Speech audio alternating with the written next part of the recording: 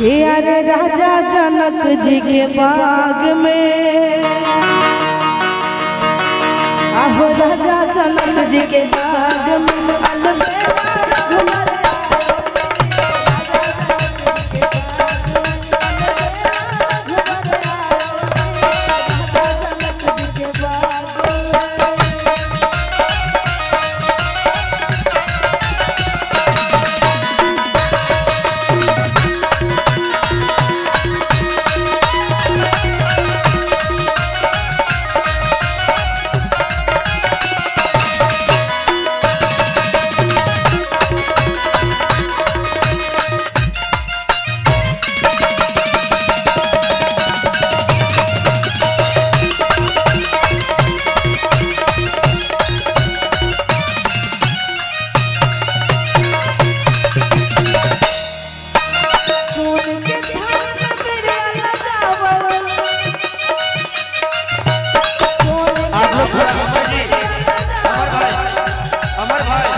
सोने के थाने में तेरे लगावल दुनिया चावल दुनिया चावल राजा जनक जी के बाग में